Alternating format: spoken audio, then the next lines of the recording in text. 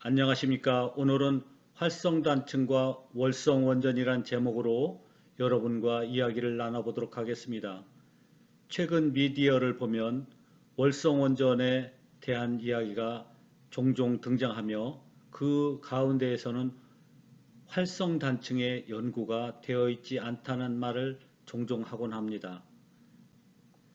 1998년 오카다 교수는 경주 외동읍 말방 일대의 단구를 분석하면서 그 속에서 활성단층이 발달하고 있음을 처음으로 밝혔습니다. 이에 따라 저희 연구팀은 지표조사와 시추조사를 병행하여 실시하였습니다. 사곡지 일대 사진이 되겠습니다. 이 일대에는 여러 개의 활성단층이 확인되고 있고 그 가운데 저수지 옆에 바로 위치한 이 단층은 오카다 교수에 의해서 처음으로 밝혀진 활성단층이 되겠습니다. 시추조사 위치가 되겠습니다. 시추조사 결과와 이를 복원한 단면도가 되겠습니다. 이 지역에서 제사기 퇴적층의 최대 두께는 80m 정도로 확인이 되었습니다. 왼쪽 아래에는 침식 이벤트를 적어놨는데 1호전 1, 1호전 2, 1호전 3가 있습니다.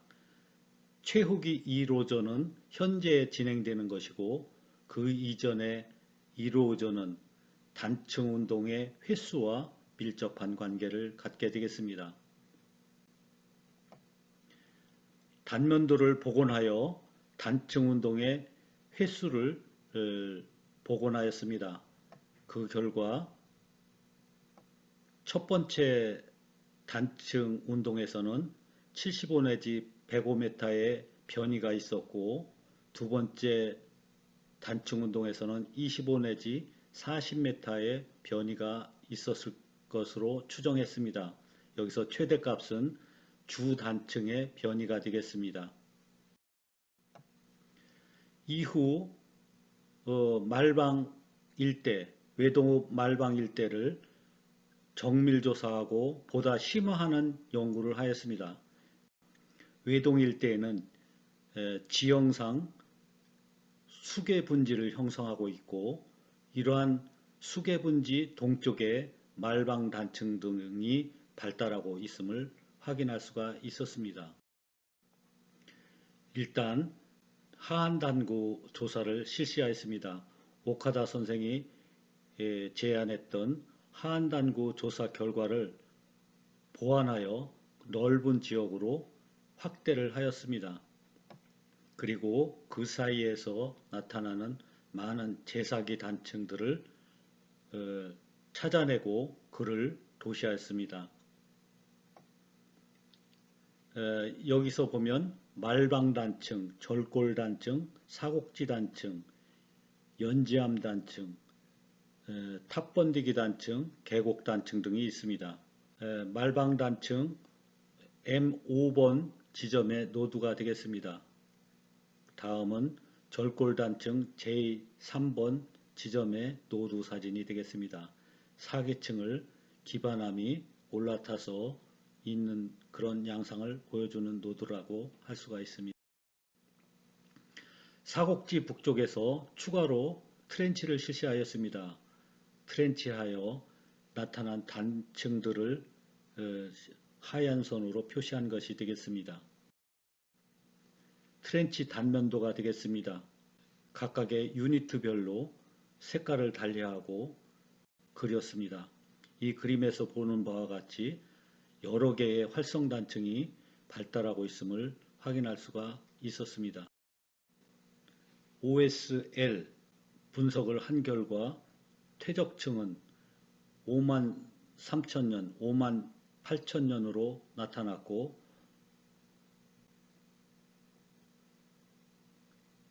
경제복 교수는 앞서서 이 지역에서 크리오제닉 세디멘트가 있으며 이 지층의 연대가 25,000년 전이지 않을까 하는 제안을 한 적이 있습니다. 말방 일대에 발달하는 극저온층 크리오제닉 세디멘트의 특성은 수평 라미나와 얼음세기가 되겠습니다. 고고학에서 얼음세기가 포함된 지층을 종종 구석기 문화층으로 놓곤 합니다. 이러한 극저온의 상태는 17,000년까지 있었던 빙하기의 흔적으로 보아도 좋을 것 같습니다. 이러한 극저온층을 변이시키고 있는 말방단층의 채우기 운동은 빙하기 이후 최근세에 일어났을 것으로도 생각이 됩니다. 말방단층, 절골단층, 사곡지단층 이외에 서쪽으로는 탑번디기 단층이 발달합니다. 탑번디기 단층은 그 지역명이 되겠는데 영어로 하면 파고다 테라스 폴트가 되겠습니다. 이 단층의 연장은 울산 포항 동해고속도로 건설 현장에서도 확인이 되었습니다.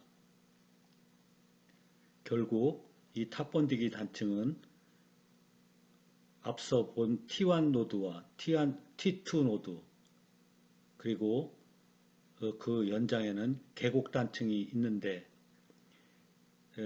계곡단층은 유충렬 박사에 의해서 오랫동안 연구된 바가 있습니다. 그간 조사한 말방단층과 최성자 박사 외에 의해서 제안된 토암분지 일대의 활성단층을 종합한 것이 되겠습니다. 이 그림은 2018년 한수원 앞에서 산사태가 나면서 만들어진 그림이 되겠습니다. 그 다음으로 월성 원전 바로 앞에 있는 읍천단층에 대해서 소개하도록 하겠습니다. 나산 초등학교 터파기 공사를 하면서 발견된 읍천단층을 확인하기 위해서 아파트 북쪽에 있는 공터에서 트렌치를 두 군데를 실시하였습니다. 오른쪽은 트렌치 단면도가 되겠습니다.